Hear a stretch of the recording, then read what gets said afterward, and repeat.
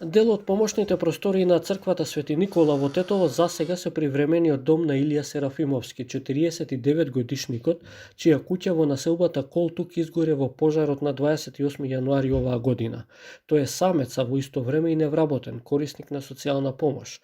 Затоа не можел да најде стан под најам или да оди кај роднини.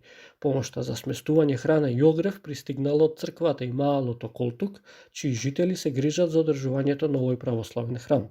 Сега сум кај пред црквата Свети Никола. Ова е ко собиче едно, ми направија од комшиве.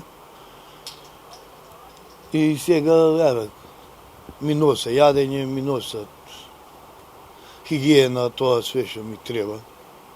Тоа.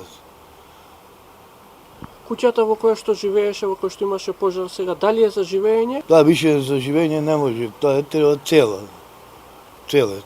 Тоа беше изгорено.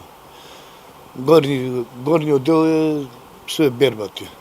Долги години Илија не е вработен, па едва и преживувал и порано. Поради тоа не е ни во можност да обнови барем дел од куќата за да се врати и да живее таму. Сега вели дека му преостанува само да се надева на хуманоста на граѓаните, како и евентуална реакција и мерки на институциите на локално и на централно ниво.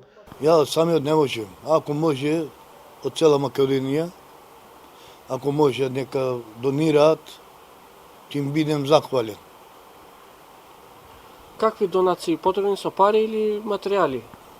Како можат. Ако може материјали, ако може со пари, финансиски, тоа е нивно. Јас сум социјалец. Илија се соочува и со борба за своето здравје. При пожарот доби повеќе изгореници по целото тело. Вечерта кога се случи пожарот, тој беше во опасност да го изгуби животот. За да излезе од куќата му помогна и со тоа му го спаси животот неговиот 25 годишен сосед Мартин Малетич.